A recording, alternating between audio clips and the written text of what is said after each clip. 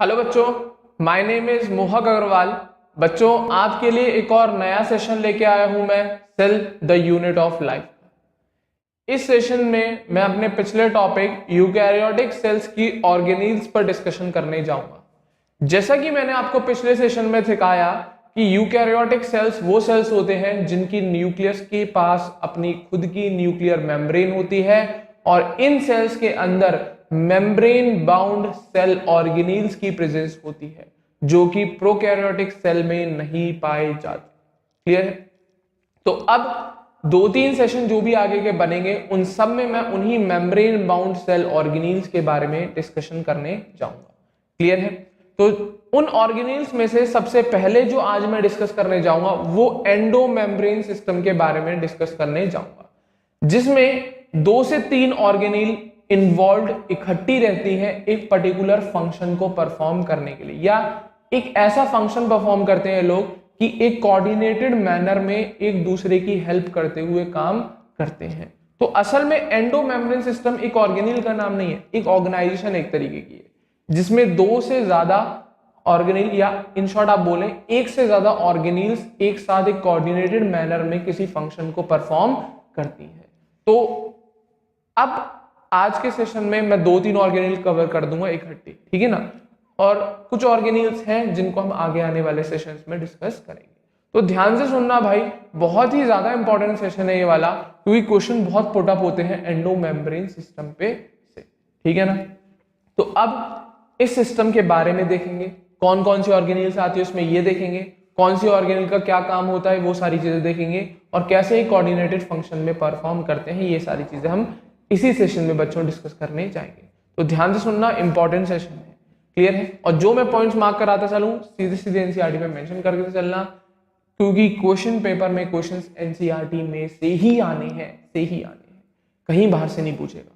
Clear है? मेरी guarantee है, अगर आप मेरे हिसाब से काम करेंगे 90 में से 85 क्वेश्चंस मेरी गारंटी है सही करके आओगे आप लोग। क्लियर है? तो क्वेश्चन जरूर मार्क करते चलना, जो भी चीजें मैं पॉइंट पे मेन फोकस करूंगा, तो ठीक है ना। तो देखिएगा, एंडो मेम्ब्रेन सिस्टम की मैं बात कर रहा हूं। अब जैसा कि हमें पता है सेल्स में बहुत डिफरेंट वैरायटी की ऑर्गेनील्स होती हैं, हर ऑर्गेनील का अपना एक प्रॉपर स्ट्रक्चर होता है, अपना खुद का एक फंक्शन होता है। क्लियर है? तो इसी तरीके से हमें पता है कि हर ऑर्गेनील डिफरेंट है, उसका फंक्शन डिफरेंट है, स्ट्रक्चर डिफरेंट है, बट स्टिल कुछ ऐसी ऑर्गेनील्स हैं जिनका स्ट्रक्चर डिफरेंट होने के बावजूद भी वो एक कोऑर्डिनेटेड सिस्टम के अंदर आ जाती हैं, क्योंकि वो लोग एक कोऑर्डिनेटेड मैनर में किसी फंक्शन को परफॉर्म कर रहे होते हैं। तो सुनिएगा, तो उस सिस्टम का ही नाम हम दे देंगे एंडो मेम्ब्रेन सिस्टम। तो देखिएगा क्या, while each of the membranous organelle is distinct in terms of its structure and function। Clear है? भले ही हमें पता है बहुत सारी मेम्ब्रेनस ऑर्गेनील हैं और वो डिफरेंट है अपने स्ट्रक्चर और फंक्शन में, बट उसके बावजूद भी many of these organelles are considered together as an endomembrane system। उसके बावजूद भी कुछ ऐसी ऑर्गेनील्स हैं जिनको एक खट्टा बोल देते हैं हम एक एंडोमेम्ब्रेन सिस्टम, या कोई ऑर्गेनाइजेशन है एक तरीके की ऑर्गेनील्स की जिस सिस्टम का नाम डाल दिया गया है एंडोमेम्ब्रेन सिस्टम। इसका कारण क्या है? कारण केवल एक ही है, because their functions are coordinated. Structure different है, बिल्कुल डिफरेंट है, बस उनके जो काम है, उनके काम करने का फंक्शन है वो एक कोऑर्डिनेटेड मैनर में आ जाता है। इसी वजह से उन ग्रुप ऑफ ऑर्गेनील्स को मिला के हम एक एंडोमेम्ब्रेन सिस्टम बना देते हैं। और कुछ नहीं, ये ग्रुप ऑफ ऑर्गेनील्स ही हैं, ऐसी ऑर्गेनील्स जो स्ट्रक्चर में भले ही डिफरेंट है पर वो अपना फंक्शन एक कोऑर्डिनेटेड मैनर में, कोऑर्डिनेटेड फैशन में परफॉर्म करती है। क्लियर है? तो अब बात आती है कि इस एंडोमेम्ब्रेन सिस्टम में कौन सी ऑर्गेनील्स आती है, काम कर रही है, अच्छी बात है कोऑर्डिनेटेड फैशन में, बट आने वाली कौन सी ऑर्गेनील्स हैं जो इसके अंदर मिलती हैं हमें, ठीक है ना। तो सुनना जरा, क्या अब इसी एंडोमेम्ब्रेन सिस्टम का मैं शॉर्ट में नाम दे रहा हूं EMS, एंडोमेम्ब्रेन सिस्टम। आप लोग समझ जाइएगा, इसमें बेटा 4 ऑर्गेनील्स आती हैं, मैं नाम मेंशन कर दे रहा हूं। पहली है एंडोप्लाज्मिक रेटिकुलम, दूसरी है गोल्जी कॉम्प्लेक्स, तीसरी है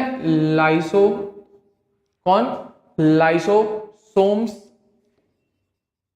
और चौथी है वैक्यूल्स। कौन से बेटा?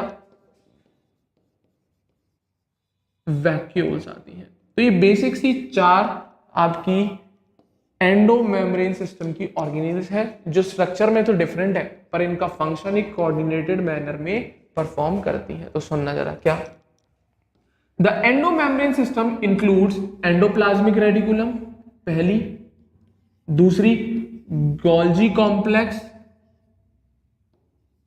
तीसरी लाइसोसोम्स और चौथी वैक्यूल्स। तो ये बेसिक सी 4 ऑर्गेनेल्स है जो मिलके एंडो मेम्ब्रेन सिस्टम बनाती है। क्योंकि भले इनके स्ट्रक्चर्स डिफरेंट है बट इनका जो काम करने का तरीका है वो कोऑर्डिनेटेड मैनर में चलता है। क्लियर है। इसी वजह से ये ऑर्गेनेल्स इकट्ठी हम बोल देते हैं कि मिलके क्या बनाती है, एंडो मेम्ब्रेन सिस्टम। क्या सर केवल यही ऑर्गेनेल? इनके अलावा भी बहुत ऑर्गेनेल्स हैं बट हम हर ऑर्गेनेल को एंडो मेम्ब्रेन सिस्टम में नहीं लगा सकते क्योंकि उनका फंक्शन इनसे अलग होता है। ये सब एक ही प्रॉपर फंक्शन एक कोऑर्डिनेटेड फैशन में करते हैं। एक तरीके का कोई एक मोटिव है, एक फंक्शन है, उसको एक कोऑर्डिनेटेड फैशन में करते हैं। बाकी की ऑर्गेनेल्स होती हैं मेम्ब्रेन बाउंड, उनके स्ट्रक्चर अलग होते हैं, बिल्कुल होते हैं, पर उनके फंक्शन अलग होते हैं इस एंडो मेम्ब्रेन सिस्टम के फंक्शन से। क्लियर है।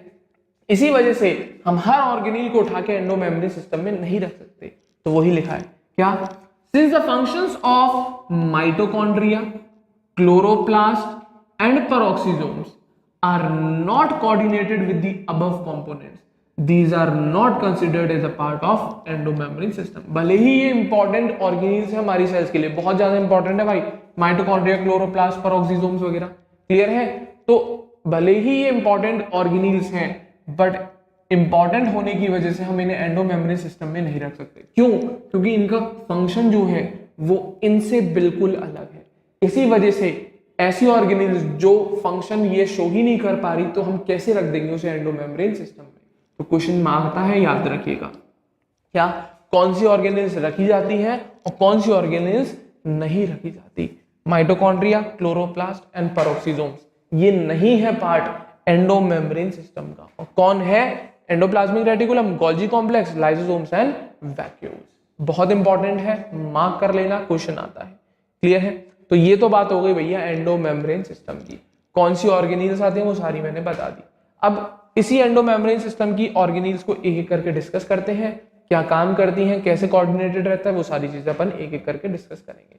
तो मैं एंडोमेम्ब्रेन सिस्टम का first element that is endoplasmic reticulum इसके बारे में बता रहा हूं। तो सुनना जरा क्या, एंडोप्लाज्मिक रेटिकुलम क्या होता है, कैसे काम करता है, वो सारी चीजें चलेंगी। ठीक है ना। तो सुनना, तो एंडोप्लाज्मिक रेटिकुलम क्या है आपको पता है, सेल की ऑर्गेनेल है। और ये तभी देखा गया जब इलेक्ट्रॉन माइक्रोस्कोप की डिस्कवरी हो गई, एडवांसमेंट चल ही रहा था माइक्रोबायोलॉजी के फील्ड में। तो सुनना जरा, तो कैसा दिखा जब देखा गया इसे, तो देखिएगा क्या, electron microscopic studies of eukaryotic cells reveals the presence of a network or reticulum of tiny tubular structures scattered in the cytoplasm that is called the endoplasmic reticulum। तो दिखने में कैसा था? जब इलेक्ट्रॉन माइक्रोस्कोपिक स्टडीज चली तब eukaryotic cells को observations करी जा रही थी। तो जब ऑब्जर्वेशन चल रही थी तो हमें एक नेटवर्क या रेटिकुलम जैसा टाइनी ट्यूबुलर का स्ट्रक्चर दिखा, काय के अंदर, साइटोप्लाज्म में फैला हुआ। और उसी नेटवर्क और रेटिकुलम जैसे स्ट्रक्चर को हमने नाम दे दिया एंडोप्लाज्मिक रेटिकुलम। और ये जो रेटिकुलम है वो जस्ट न्यूक्लियस की मेम्ब्रेन से लगता हुआ दिखता, कि बिल्कुल ऐसा लगता है अटैच्ड हो जाता है न्यूक्लियस की मेम्ब्रेन से, बिल्कुल प्रॉक्सिमल। देखिए न्यूक्लियस है, ये कौन है बेटा, न्यूक्लियस है, और इसी से लगा हुआ ये पूरा रेटिकुलम है। कुछ रफ है कुछ स्मूथ है वो बात की बात है। क्लियर है। पर ये पूरा एक एंडोप्लाज्मिक रेटिकुलम का स्ट्रक्चर है और किससे क्लोजली अटैच्ड है, न्यूक्लियस से। क्लियर है, हाँ या ना, उम्मीद कर रहा हूं यहां तक क्लियर होगा। तो नेटवर्क या reticulum of tiny tubular structure, कुछ ट्यूब्यूल्स हैं बिल्कुल एक जाल की तरह, रेटिकुलम एक भूल भुलैया जैसी बन जाती है, नेटवर्क बन जाता है जिसमें आदमी जाए तो वापस ही ना आए। ठीक है ना। तो वही है ये पूरा एंडोप्लाज्मिक रेटिकुलम, एक नेटवर्क जैसा स्ट्रक्चर बन जाता है। क्लियर है। और इसी एंडोप्लाज्मिक रेटिकुलम के आने की वजह से जो साइटोप्लाज्म है या जो इंट्रासेलुलर स्पेस है, अब ये कौन सी होती है सुनने देना। Hence ER divides the intracellular space into two distinct compartments। अभी कौन है इंट्रासेलुलर स्पेस? तो जैसा आप बेसिक से एक सेल का स्ट्रक्चर बना रहा हूं यहाँ पे छोटा सा, इसके अंदर दो पार्ट है, ये आ गया आपका न्यूक्लियस और ये आपकी मेम्ब्रेन, सेल MEMB लिख दूं शॉर्ट में, हाँ या ना। तो ये जो बीच का बचा हुआ पार्ट है, जो व्हाइट वाला पोर्शन, न्यूक्लियस और सेल मेम्ब्रेन के जो बीच का बचा हुआ पार्ट है, उसी को कहते हैं हम इंट्रासेल्युलर स्पेस। क्या कहते थे बेटा? Intracellular space. और इसी स्पेस को ये रेटिकुलम दो हिस्सों में डिवाइड कर देता है, क्योंकि यहाँ पर प्रेजेंट है ऐसे एक कॉइल्ड मैनर में। तो इस इंट्रासेल्युलर स्पेस को इस एंडोप्लाज्मिक रेटिकुलम ने दो भागों में डिवाइड कर दिया, एक तो अंदर वाले में, एक बाहर वाले में। तो सुनना जरा, क्या? हेंस ईआर डिवाइड्स, हेंस वापस से देखिएगा, hence endoplasmic reticulum divides the intracellular space into two distinct compartment. दो कंपार्टमेंट में डिवाइड कर देता है। पहले कंपार्टमेंट को हम कहते हैं, अंदर वाले कंपार्टमेंट को ल्यूमिनल, और दूसरे को कहते हैं हम एक्स्ट्रा ल्यूमिनल। क्या? तो इस साइटोप्लाज्म, असल में वो साइटोप्लाज्म ही होगा न्यूक्लियस के बाहर, तो हाँ या ना? तो उस इंट्रासेल्युलर स्पेस को ये दो भागों में डिवाइड कर देता है, एक तो ल्यूमिनल जो इस एंडोप्लाज्मिक रेटिकुलम की मेम्ब्रेन के अंदर है, और एक extra nuclear, extra luminal, extra luminal, ठीक है, जहां पर साइटोप्लाज्म होगा, साइटोप्लाज्म होगा।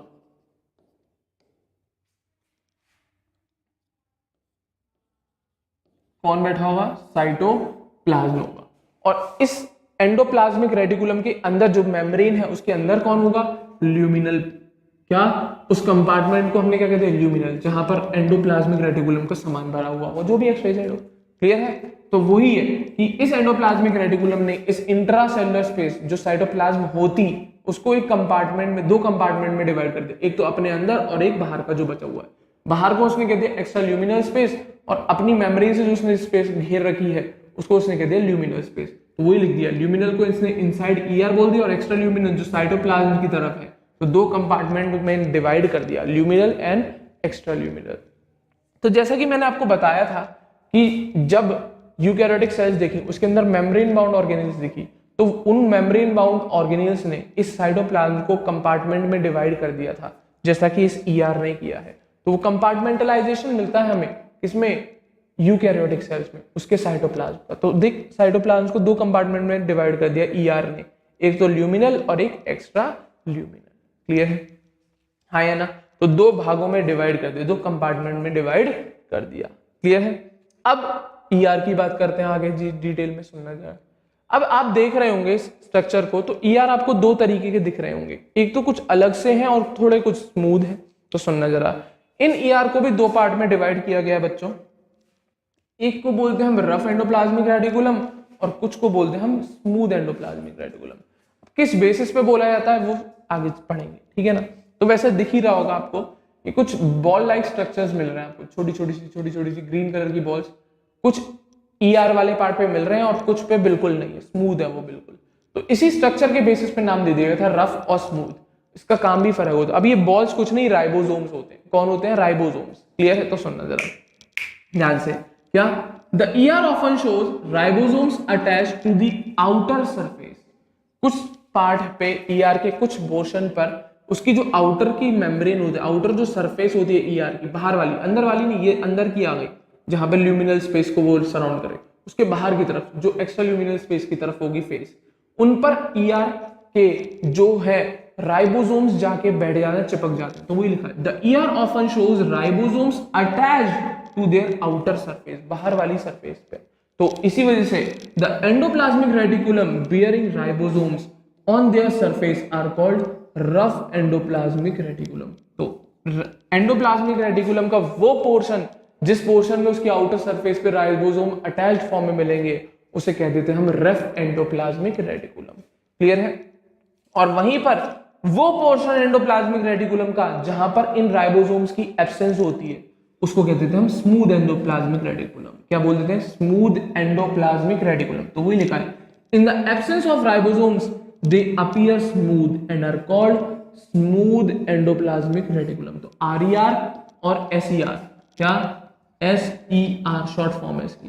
तो ये दो नाम दे दिए जाते हैं, रफ को आरईआर बोल दिया जाता है, स्मूथ को एसईआर बोल दिया जाता है। तो बिल्कुल है एंडोप्लाज्मिक रेटिकुलम, बस थोड़ा सा फर्क है स्ट्रक्चर में। अब यही थोड़ा फर्क इनके फंक्शन को बदल देता है, बट वो फंक्शन एक साथ इकट्ठे कोऑर्डिनेटेड फैशन में ही चलते हैं। ठीक है ना? तो अब ये तो बात हो गई एंडोप्लाज्मिक रेटिकुलम के स्ट्रक्चर की, और ये बात ध्यान रखना, ये एंडोप्लाज्मिक रेटिकुलम न्यूक्लियस से ही अटैच्ड फॉर्म में मिलता है। जनरली न्यूक्लियस के बहुत ज्यादा क्लोजली मिलता है एंडोप्लाज्मिक रेटिकुलम। उसका रीजन आगे आएगा समझ में। क्लियर है? आगे सुनना। अब इसके स्ट्रक्चर के बेसिस पे इसके काम सुन लो भैया, जैसे स्ट्रक्चर अब उसके बेसिस पे काम। तो भाई दो तरीके के बताऊंगा, एक रफ का काम बताऊंगा, एक स्मूथ का काम बताऊंगा। तो सुनना जरा। जैसा कि अभी आपने देखा कि इस रफ एंडोप्लाज्मिक रेटिकुलम के ऊपर बैठा है राइबोसोम, और राइबोसोम के अंदर प्रोटीन्स बनते हैं। आपको भी पता है, नहीं पता तो आज से याद रखना, राइबोसोम ही वो साइट है जहां पर प्रोटीन की सिंथेसिस होती है। तो वो किस पे बैठे हैं? रफ एंडोप्लाज्मिक पे। तो डेफिनेटली आप ये बोल सकते हैं कि रफ एंडोप्लाज्मिक रेटिकुलम क्या काम करता है? एक तरीके से प्रोटीन की सिंथेसिस करता है, क्योंकि उसी के ऊपर राइबोसोम बैठे हुए हैं। तो सुनना जरा, क्या RER is frequently observed in the cells actively involved in protein synthesis and secretion. असल में जो रफ एंडोप्लाज्मिक रेटिकुलम है वो हमें ऐसी सेल्स में जनरली देखने को ऑब्जर्व मिल जाता है जनरली देखने को, जो सेल्स प्रोटीन सिंथेसिस और सिक्रीशन में एक्टिवली पार्टिसिपेट कर रही होती है। हाँ या ना? क्या रफ एंडोप्लाज्मिक रेटिकुलम हमें ऐसी सेल्स में दिखे, क्योंकि हमारी बॉडी में डिफरेंट टाइप की सेल्स है, सब सेल्स अलग अलग काम करती हैं। कुछ सेल का काम ऐसा होगा जो प्रोटीन की सिंथेसिस में एक्टिवली पार्टिसिपेट करती है। तो अगर मैं उन सेल्स को निकाले उनको ऑब्जर्व करूंगा ना, तो उन सेल्स में हमें रफ एंडोप्लाज्मिक रेटिकुलम अच्छे से ऑब्जर्व हो जाएगा। और जब हमने इसे ऑब्जर्व किया तो इसका एक जो स्ट्रक्चर मिला बहुत जायंट, एक एक्सटेंसिव स्ट्रक्चर मिला, बहुत भयंकर। क्लियर है? तो सुनना जरा। They are extensive and continuous with the outer membrane of the nucleus. जब इनका स्ट्रक्चर देखा गया तो ये ऐसा स्ट्रक्चर था, एक बहुत बड़ा एक्सटेंसिव स्ट्रक्चर था, एक बहुत विशाल स्ट्रक्चर था, जो कि न्यूक्लियस की मेम्ब्रेन से जस्ट लगा हुआ बैठा होता है, जस्ट अटैच रहता है with the nuclear membrane. Clear है? मेन काम क्या है? प्रोटीन की सिंथेसिस करना। क्या करेगा ये रफ एंडोप्लाज्मिक रेटिकुलम? प्रोटीन की सिंथेसिस करना। क्लियर है? अब वहीं पे जब हम बात करते हैं स्मूथ की, तो स्मूथ पे राइबोसोम होते नहीं है, तो डेफिनेटली ये तो पक्का है कि प्रोटीन नहीं बनाएगा। तो प्रोटीन के अलावा क्या बनाता है वो देखें। तो सुनना जरा, क्या स्मूथ एंडोप्लाज्मिक रेटिकुलम का काम सुनो। क्या the smooth endoplasmic reticulum is the major site for the synthesis of lipid. अब लिपिड बनाएगा, प्रोटीन नहीं बनाता तो कुछ ना कुछ तो बना ही रहा होगा। क्या बनाता है? लिपिड। क्वेश्चन मार्क कर लो। तो जो स्मूथ है वहां पे राइबोसोम है नहीं, तो प्रोटीन बनेगा नहीं। तो प्रोटीन के अलावा ये क्या बनाते हैं? लिपिड बनाता है स्मूथ एंडोप्लाज्मिक रेटिकुलम। क्लियर है? और एक स्पेशल नोट एनिमल सेल के लिए, किसके लिए? एक बेटा एनिमल सेल के लिए सुनना। क्लियर है? जनरली लिपिड बनाता है। एनिमल सेल में एक बहुत स्पेशल फंक्शन करता है, तो सुनना। In animal cells lipid like steroidal hormones. क्या लिपिड जैसे दिखने वाले स्टेरॉयडल हार्मोन्स की सिंथेसिस यही स्मूथ एंडोप्लाज्मिक रेटिकुलम करता है। बहुत इंपॉर्टेंट क्वेश्चन आया हुआ है कि एनिमल सेल में जो स्मूथ एंडोप्लाज्मिक रेटिकुलम का काम होता है वो क्या बनाने का होता है? स्टेरॉयडल हार्मोन्स, वो भी लिपिड लाइक स्टेरॉयडल हार्मोन्स। क्या लिपिड लाइक स्टेरॉयडल हार्मोन्स की सिंथेसिस का काम होता है स्मूथ एंडोप्लाज्मिक रेटिकुलम का। किसमें? एनिमल सेल्स के अंदर। नहीं तो जनरली लिपिड की फॉर्मेशन होती है। किसकी फॉर्मेशन होती है? लिपिड की। बहुत इंपॉर्टेंट क्वेश्चन पूछा गया था कि एनिमल सेल के अंदर जो मेजर फंक्शन होता है स्मूथ एंडोप्लाज्मिक रेटिकुलम का, वो क्या होता है? Lipid formation, protein formation, XYZ fatty acid formation, कुछ भी लिख देना और लास्ट में लिखा था lipid like steroidal hormones. Answer जाएगा लिपिड लाइक स्टेरॉयडल हार्मोन्स। तो घुमा के पूछेगा वो क्वेश्चन, सीधा सीधा उसे पता है कि बच्चों को तो रटा हुआ रहता है कि स्मूथ एंडोप्लाज्मिक रेटिकुलम में लिपिड बनता है, लिपिड बनाता है वो। क्लियर है? हाँ या ना? बट वो अगर स्पेशल केसेस का पूछ सकता है, बिल्कुल घुमा के पूछेगा। इसी टाइप के छोटे छोटे क्वेश्चंस पे आपको गौर करना है, ध्यान देना है। क्लियर है? तो बेसिक सा क्वेश्चन उठ के आता है, इंपॉर्टेंट टॉपिक। क्लियर है? अब इसके अलावा एक काम और करता है स्मूथ एंडोप्लाज्मिक रेटिकुलम, डिटॉक्सिफिकेशन का भी काम करता है। नोट बना के लिख लीजिएगा, स्मूथ एंडोप्लाज्मिक रेटिकुलम डिटॉक्सिफिकेशन का भी काम करता है। क्लियर है? हाँ या ना? तो ये बात होती है भैया पहले एलिमेंट की एंडोमेम्ब्रेन सिस्टम के। कौन? एंडोप्लाज्मिक रेटिकुलम, जो कहां पर? न्यूक्लियस से क्लोजली अटैच्ड रहता है, उसी के जस्ट पास में देखा जाता है, क्योंकि मेजर काम है प्रोटीन की सिंथेसिस। क्लियर है? हाँ या ना? अब दूसरे एलिमेंट की बात करते हैं एंडोमेम्ब्रेन सिस्टम के। कौन? Golgi apparatus. अब ये क्या है भाई? किसकी बात कर रहा हूं बेटा? Golgi apparatus. दिख रहा होगा, उम्मीद कर रहा हूं, ठीक है ना? देखिएगा, गोल्गी अपैरेटस ये दूसरा एलिमेंट है एंडोमेम्ब्रेन सिस्टम का। तो किसने दिया था? कैमिलो गोल्गी ने बताया था। क्या बताया था? कैमिलो गोल्गी ने ऑब्जर्व किया था इन 1898। क्या? कैमिलो गोल्गी इन 1898 first observe densely strained reticular structure. क्या? एक बहुत डार्क कलर का रेटिकुलर स्ट्रक्चर देखा था। कहां पर? न्यूक्लियस के पास। तो पहले तो वो सोच रहे थे कि ER होगा, बट वो ER नहीं था। वो बाद में और डिस्कवरी हुई और ऑब्जर्वेशन चली, उसके काम देखे गए, तो उसको नाम दे दिया गया इन्हीं साइंटिस्ट के नाम पर। तो सुनना जरा क्या। Camillo Golgi in 1898 first observed densely stained radicular structure near the nucleus. These were later named Golgi bodies after him, जिनको बाद में नाम दे दिया गया Golgi body इन्हीं साइंटिस्ट के नाम पर। अब असल में इन्होंने स्टेनिंग जो करी थी वो एक स्पेशल टेक्निक फॉलो करी थी, सिल्वर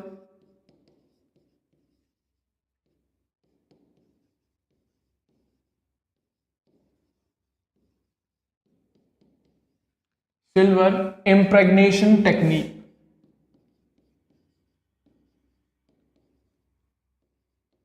क्या यूज किया था? Silver impregnation technique. ये हिस्टोलॉजिकल प्रोसेस होता है, उसमें चेक किया जाता है। असल में पिगमेंटेशन कराया जाता, स्टेनिंग कराई गई थी। सिल्वर इम्प्रेग्नेशन टेक्निक की मदद से कैमिलो गॉल्जी ने ऑब्जर्व किया था। अब इसमें जो यूज करने वाली थी वो यूज किया था इन्होंने सिल्वर क्रोमेट, इसकी मदद से स्टेनिंग करी थी। क्लियर है? अब डायरेक्ट सिल्वर क्रोमेट नहीं किया था, सिल्वर नाइट्रेट और क्रोमेट का आयन यूज किया था, तो उसके सिल्वर क्रोमेट बना, तब जाके स्टेनिंग हुई थी। क्लियर है? आप सिल्वर क्रोमेट ही याद रखें। सिल्वर इम्प्रेग्नेशन टेक्निक की मदद से इन्होंने स्टेनिंग करके गॉल्जी बॉडी को ऑब्जर्व किया। क्लियर है? तो किस इन्हीं के नाम पे नाम पड़ गया इसका क्या? Golgi body. इन्हीं के नाम पे इस ऑर्गेनील का नाम पड़ गया क्या? Golgi body. क्लियर है? अब दिखती कैसी है? मेरे ख्याल से सामने दिख ही रही होगी, बट इसको एक्सप्लेन करना पड़ेगा मुझे क्योंकि ये थोड़ा प्रॉपर स्ट्रक्चर नहीं है। सुनना जरा। They consist of many flat disc shaped sacs or cisternae, एक थैले जैसा डिस्क शेप्ड थैले होते हैं। तो सुनना जरा।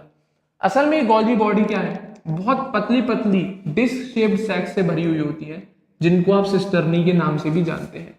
क्या ये थिक फ्लैट है, डिस्क शेप्ड है, इन्हीं को हम सैक या सिस्टर्नी का नाम दे देते हैं। इनका डायमीटर जनरली 0.5 माइक्रोमीटर से 1 माइक्रोमीटर का डायमीटर पाया जाता है इन गॉल्जी बॉडी की सिस्टर्नी का। क्लियर है? और ये सिस्टर्नी बेहतरीन तरीके से लगी हुई होती है, पैरेलली। देख, हर सिस्टर्नी दूसरी के पैरेलली अरेंज्ड है, हर सिस्टर्नी दूसरी के पैरेलली, और एक के अंदर एक कॉन्सेंट्रिक मैनर में। सुनना जरा। They are stacked parallel to each other, और ये जो सिस्टर्नी है, जो sac like disc shaped sac like structure है, ये एक दूसरे के पैरेलली अरेंज रहते हैं कॉन्सेंट्रिक मैनर में। एक के अंदर फिर दूसरी के अंदर तीसरी, तीसरी के अंदर चौथी, एक पूरा ग्रुप लाइन। एक बड़ी है, फिर उसके अंदर ये, फिर उसके अंदर ये, फिर उसके अंदर ये, छोटी छोटी होती चली जाती है। क्लियर है? हाँ या ना? और इन सिस्टर्नी का नंबर जैसे यहाँ पे 5 बना रखे, जरूरी नहीं है 5 ही हो, वेरी करता रहता है। क्लियर है? तो ये सिस्टर्नी का नंबर जनरली वेरी करता रहता है। और इसके दो फेज होते हैं, एक होती है सिस और एक होता है ट्रांस। यहाँ पर कॉन्वेक्स कॉनकेव के हिसाब से इस वाली फेज को, ये जो ब्राउन कलर की है यहाँ पे डार्क ब्राउन, और ये लाइट ब्राउन वाली सिस फेज, और ये ट्रांस, दो फेज देखने को मिलती है, सिस और ट्रांस। तो सुन, अभी आगे जाके आएगा डिस्कशन, तो सुनना जरा। क्या सिस्टर्नी क्लियर है? हाँ या ना? सैक लाइक सिस्टर्नी से बने हुए होते हैं। हाँ या ना? डिश शेप्ड सैक होते हैं, ये सिस्टर्नी का नाम दे दिया जाता है। फ्लैट होते हैं, पैरेलली अरेंज होते हैं, तो वही लिखा है। Very number of cisternae are present in Golgi complex. तो जनरली यहाँ पे सिस्टर्नी का नंबर कोई फिक्स नहीं है, बदलता रहता है। क्लियर है? आगे सुनना। अब इनका जो प्रॉपर अरेंजमेंट है, the Golgi cisternae are concentrically arranged near the nucleus with distinct convex cis or forming phase and concave trans और maturing phase। असल में ये कुछ नहीं, apparatus की तरह लगी हुई होती है, बहुत बेहतरीन।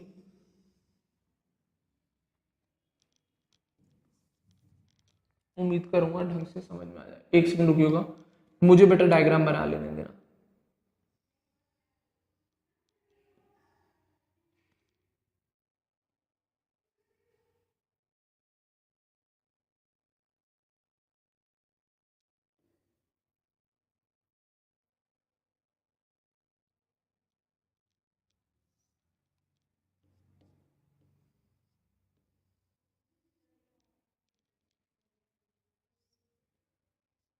गॉल्जी बॉडी का डायग्राम बना रहा हूं, ध्यान से देखना।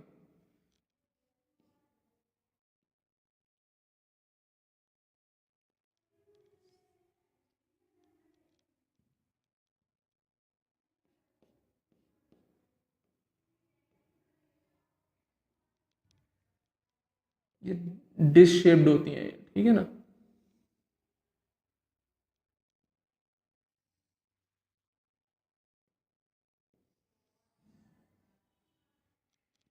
ठीक है, इस तरीके का कुछ स्ट्रक्चर होता है, कॉन्सेंट्रिकली अरेंज होती है। कैसे अरेंज होती है? कॉन्सेंट्रिकली, एक बड़ी फिर छोटी फिर छोटी फिर छोटी फिर छोटी फिर छोटी, इस तरीके से। ठीक है, ये डिश शेप्ड है, ये कॉन्वेक्स सरफेस है, ये सिस फेज है इसकी। कौन सी फेज है बेटा? सिस। और ऊपर की तरफ कॉनकेव है, ये कौन सी है? ट्रांस। ये होती है गोल्जी बॉडी का प्रॉपर, मतलब नॉर्मल स्ट्रक्चर बना के दिखाया। तो सुनना जरा, the Golgi cisternae are concentrically arrange near the nucleus. ऐसे कॉन्सेंट्रिकली अरेंज होते हैं, न्यूक्लियस के पास होती है, जिनकी कॉन्वेक्स फेज होती है बिल्कुल अलग, और एक कॉनकेव फेज। जिनकी कॉन्वेक्स फेज को हम कहते हैं सिस फेज या फिर फॉर्मिंग फेज, और जिनकी कॉनकेव जैसी फेज होती है, ऐसे ये दो पार्ट है। ये हिस्सा तो हो गया इसका, ये वाला जो हिस्सा है इट इज कॉनकेव, और ये वाला हिस्सा है कॉन्वेक्स। तो इस कॉन्वेक्स पार्ट को इन्होंने सिस या फॉर्मिंग फेज बोला है, और इस कॉनकेव पार्ट को इन्होंने ट्रांस या मैच्योरिंग फेज का नाम दिया है। तो ये प्रॉपर स्ट्रक्चर है इसकी सिस्टर्नी का, गोल्जी कॉम्प्लेक्स की सिस्टर्नी। ऐसी बहुत सारी अरेंज रहती है पैरेलली एक दूसरे के। क्लियर है? हाँ या ना?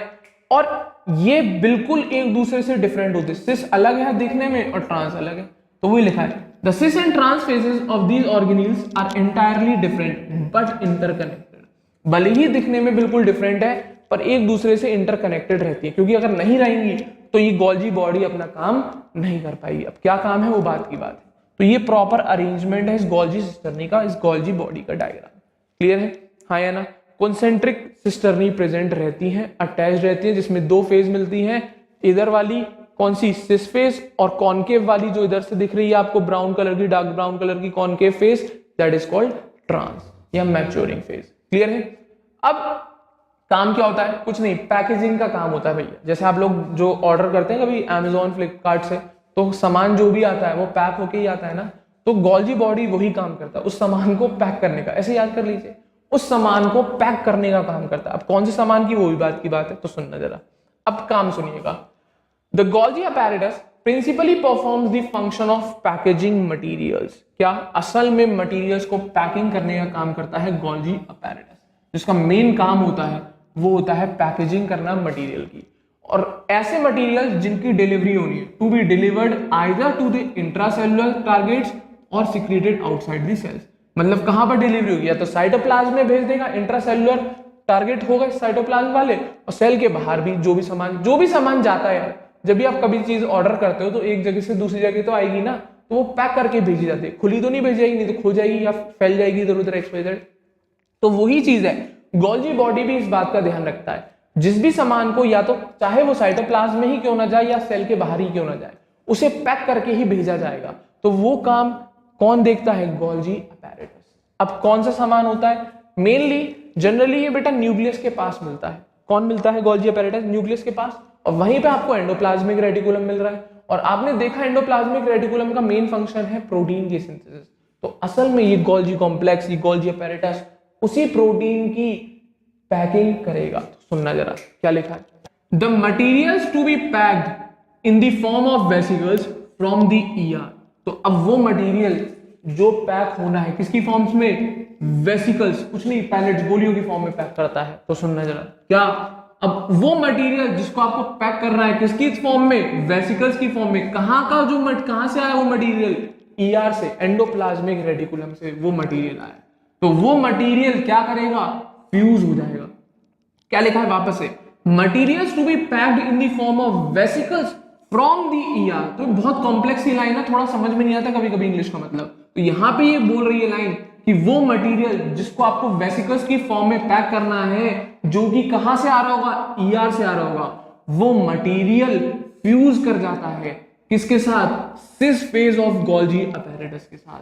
तो वो मटेरियल जो ईआर ने निकाला है डेफिनेटली प्रोटीन ही होगा, तो वो प्रोटीन फ्यूज कर जाता है सिस फेज के साथ, किसकी? गोल्जी अपैरेटस की, और फिर मूव करने लगता है किसकी तरफ? मैच्योरिंग फेज की तरफ। तो सुनना, कुछ इस टाइप का डायग्राम होगा, देखिएगा। मैं कोशिश कर रहा हूं बनाने की, वापस से ध्यान से सुनना, थोड़ा बहुत इंपॉर्टेंट बात हो गई है,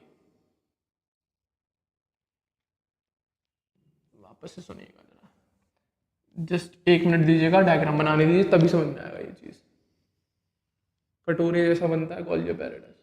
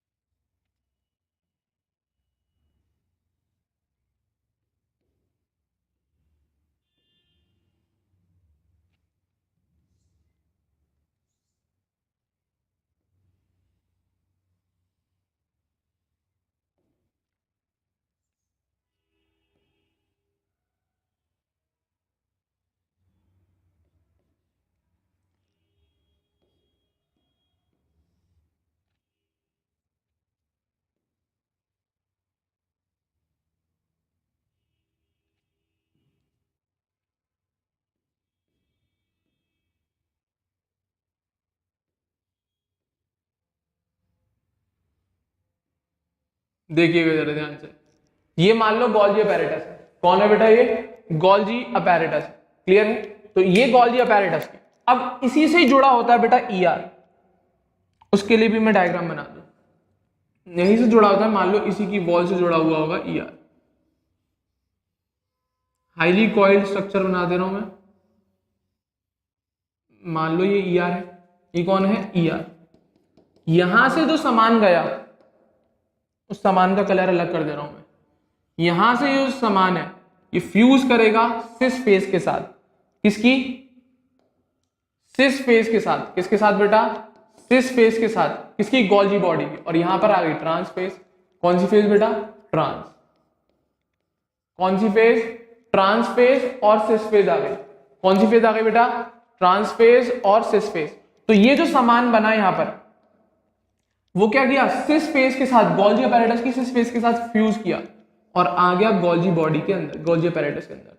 और फिर यहां से धीरे धीरे धीरे धीरे मूव करने लगता है किसकी तरफ? ट्रांस फेज की तरफ मूव करने लगता है। और जैसे ही यहां तक आते आते मैच्योर हो जाता है, जैसे ही ये यहां पर आके मैच्योर हो जाता है तो ये वेसिकल की फॉर्म में बाहर निकल जाता है। जैसे ही ये सिस फेज से आके ट्रांस फेज की तरफ पहुंच जाता है तो ये यहां से ट्रांस फेज से वेसिकल की फॉर्म में बाहर निकल जाता है। कौन? ये जो प्रोडक्ट है ईआर का, जो प्रोडक्ट है जो सिस फेज से एंटर किया और मैच्योर होके कंप्लीट वेसिकल की फॉर्म में उसका पैकिंग होके वो ट्रांस फेज से बाहर निकल आता है। तो वही लिखिए कि जो मटेरियल पैक होना है कहां से आया हुआ? ईआर से। वो पहले सिस फेज के साथ फ्यूज करेगा तो वहां पर वो फॉर्म होता है, फॉर्मेशन फेज होती है। ठीक है? तो वहां से वो धीरे धीरे धीरे धीरे ट्रांस फेज की तरफ मूव करता है और वहां पर ये कंप्लीट मैच्योर होके वेसिकल्स की फॉर्म में बाहर निकल जाता है। अब वो जहां पर जाना चाहता है या तो साइटोप्लाज्म में या सेल के बाहर। क्लियर है? तो वो कहीं पे भी जा सकता है, वो पैक कर दिया भैया गोल्जी अपैरेटस ने। और इसी वजह से कि ये पैकिंग करता है ईआर से निकले हुए सामान की, तो वही लिखा है this explains why the Golgi apparatus remains in close association with the endoplasmic reticulum, that is nucleus के पास। तो इसी वजह से गोल्जी कॉम्प्लेक्स, गोल्जी अपैरेटस है, उसकी प्रेजेंस हमें न्यूक्लियस के पास क्यों मिली? क्योंकि वो सामान पैक करता है। किसका? जो ईआर ने बनाया होगा। क्लियर है? तो ये मेन काम किसका है? गोल्जी अपैरेटस का। और इसी वजह से इसकी प्रेजेंस हमें न्यूक्लियस या एंडोप्लाज्मिक रेटिकुलम के पास दिखती है। क्लियर है? तो जो प्रोटीन बनाए हैं बहुत सारे, चाहे ईआर पे असल में बैठे कौन है? राइबोसोम्स, उन्होंने बनाए होंगे। क्लियर है? तो वही जो प्रोटीन बना है उनकी पैकिंग का मेजर काम करता है गोल्जी अपैरेटस। उम्मीद कर रहा हूं डायग्राम क्लियर होगा। चलें आगे, आगे सुनना। क्या? A number of protein synthesized by ribosomes, वही लिखा है आगे। क्या?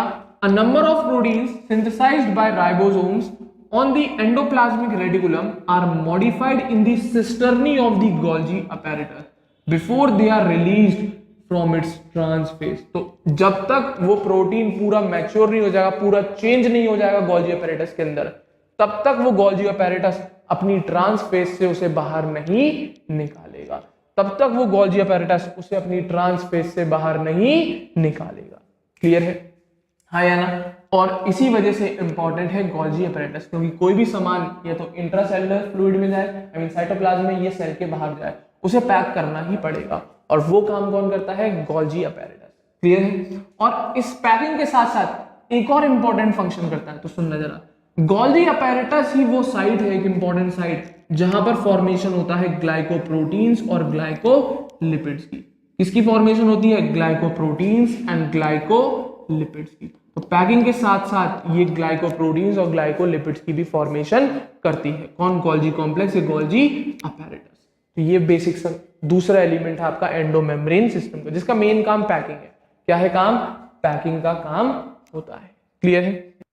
तो लाइसोसोम सुनना बेटा। अब क्या है ये असल में एक तरीके का प्रोडक्ट मान सकते हो गोल्जी अपैरेटस का, जो पैक करके मटेरियल भेजा। तो सुनना, बहुत बढ़िया बात है। These are membrane bound vesicular structures, कुछ नहीं, वो छोटे छोटे से पैकेट जैसे स्ट्रक्चर होते हैं, formed by the process of packaging in the Golgi apparatus। बहुत इंपॉर्टेंट लाइन लिखिए, क्वेश्चन आता है।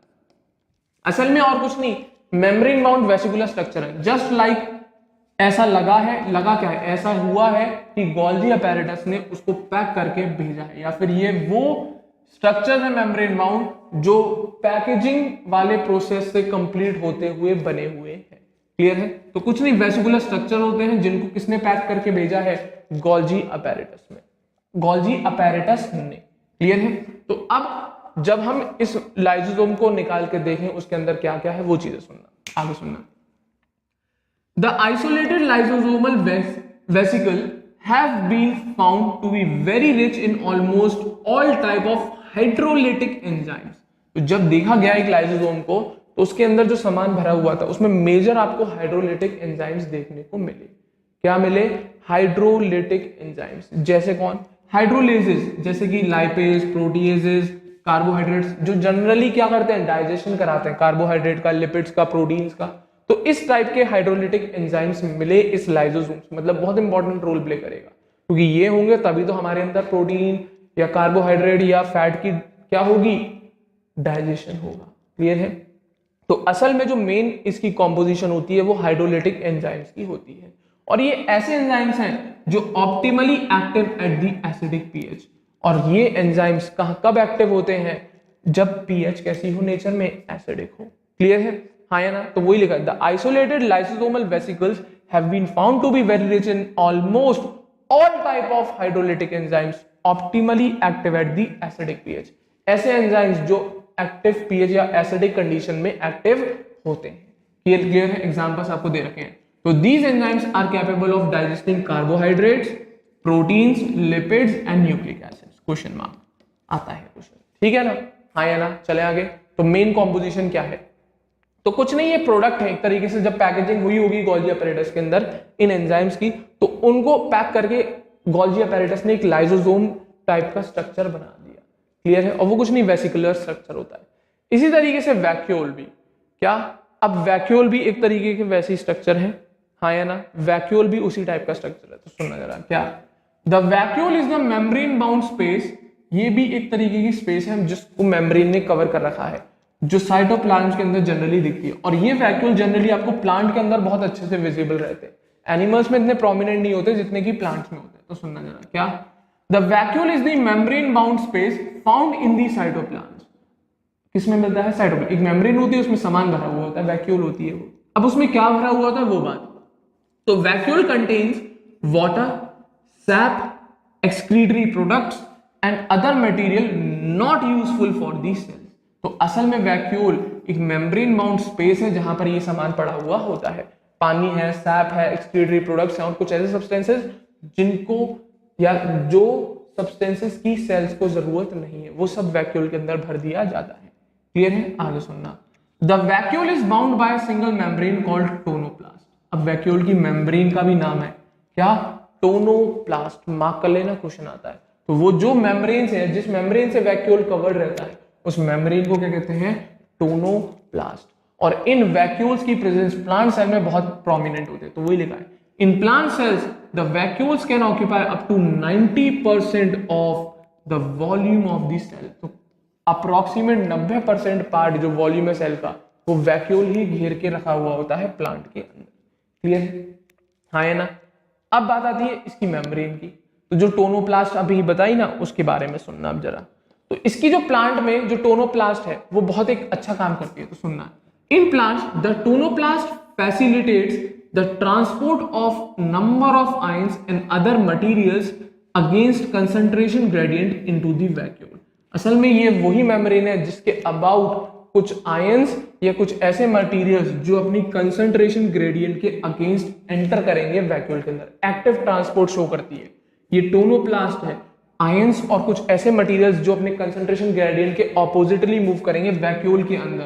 तो इन शॉर्ट आप सीधे सीधे ये बोलिए कि टोनोप्लास्ट एक्टिव ट्रांसपोर्ट को फैसिलिटेट कराता है प्लांट सेल के अंदर। और इसी वजह से हेंस देयर कंसंट्रेशन किनकी? आयंस की और उन कंपाउंड्स की is significantly higher in the vacuole than in the cytoplasm. इसी वजह से इस वैक्यूल के अंदर उन आयंस की, उस एक्सक्रीटरी प्रोडक्ट्स की, उन सैप की या उस ऐसे मटेरियल जो सेल को जरूरत नहीं है, जो एक्टिवली फेंके गए हैं किसके अंदर? वैक्यूल के अंदर। उस वैक्यूल के अंदर इस टाइप के सब्सटेंसेस की कंसंट्रेशन ज्यादा होती है in comparison to cytoplasm. Clear है? तो बहुत अच्छा काम करता है वैक्यूल। क्लियर है? हाँ या ना? अब ये तो बात हो गई भाई प्लांट के अंदर। क्या एनिमल के अंदर भी होते हैं? बिल्कुल होते हैं। कुछ अमीबा वगैरह है। तो सुनना जरा, in amoeba the contractile vacuole is important, question आता है फॉर एक्सक्रीशन। तो अमीबा के अंदर वैक्यूल मिलता है, क्या नाम है उसका स्पेशल, कॉन्ट्रैक्टाइल वैक्यूल, और वो किस काम में आता है, एक्सक्रीशन के काम में आता है। क्वेश्चन आता है सीधा पॉइंट, क्वेश्चन के लिए दे रखा है। और कुछ ऐसी सेल्स हैं in many cells in protist, जो प्रोटिस्टा के मेंबर हैं उनके पास एक वैक्यूल मिलता है स्पेशलाइज्ड, जिसे आप फूड वैक्यूल के नाम से जानते हैं, और वो किस काम में आता है, तो सुनना, in many cells as in protist food vacuoles are formed by engulfing the food particles. तो जब ये प्रोटिस्ट खाना खाते हैं तो ये खाना वो फूड वैक्यूल के अंदर चला जाता है, वहीं पे डाइजेशन वगैरह होता है, वहीं से वो यूज कर लेते हैं उस खाने को। क्लियर है? तो असल में फूड वैक्यूल और कुछ नहीं, फूड को जब अंदर आता है, कोई फूड पार्टिकल अंदर आता है तो उसको चारों तरफ से वो फूड वैक्यूल के अंदर गिर जाता है। क्लियर है? तो वही लिखा है, food vacuole are formed by engulfing the food particle. जब फूड पार्टिकल वो खाता है तब फॉर्म होता है फूड वैक्यूल, जिसमें खाना जाके इंटरैक्ट हो जाता है, वहीं पे डाइजेशन वगैरह सारी काम चल रहे होते हैं। क्लियर है? तो ये चौथा एंडो मेम्ब्रेन सिस्टम का पार्ट है कौन, वैक्यूल। ये सब उन्हीं से ही इंटर रिलेटेड, क्योंकि इसकी भी पैकिंग करी होगी किसने, गोल्जी अपैरेटस ने। क्लियर है? हाँ या ना? तो ये आपका बच्चों कंप्लीट होता है एंडो मेम्ब्रेन सिस्टम। मात्र अभी 4 ऑर्गेनील पढ़ाई है आपको मैंने, endoplasmic reticulum, Golgi apparatus, lysosomes and vacuoles. अभी इंपॉर्टेंट ऑर्गेनील्स और है, वो रह गई है अभी। क्लियर है? तो इस सेशन को अपन यहीं तक रखेंगे, नहीं तो बहुत ज्यादा लेंथी सेशन बनेगा, नहीं तो आपको भी नींद आएगी। क्लियर है? तो मैं इस सेशन को यहीं पर रख रहा हूं क्योंकि याद करने में आसानी रहेगी, ज्यादा लेंथी टॉपिक नहीं कवर कर रहे हम लोग। क्लियर है? तो उम्मीद कर रहा हूं आप लोगों को आज का सेशन जरूर समझ में आया होगा और मेरी वीडियो जरूर पसंद आई होगी। तो वीडियो को जरूर लाइक करें और हमारे चैनल अग्रबंधु ज्ञान केंद्र को सभी बच्चे जरूर सब्सक्राइब करें। तो अगले सेशन में एक नया टॉपिक, दैट इज अगली ऑर्गेनील जो नई है, माइटोकॉन्ड्रिया एंड प्लास्टिड्स पर डिस्कशन करेंगे। क्लियर है? तब तक ढंग से पढ़ते रहें बच्चों, इस टॉपिक को अच्छे से रिवाइज कर लें और क्वेश्चंस लगाना स्टार्ट कर दें। तो अगले सेशन में मिलते हैं। Thank you very much.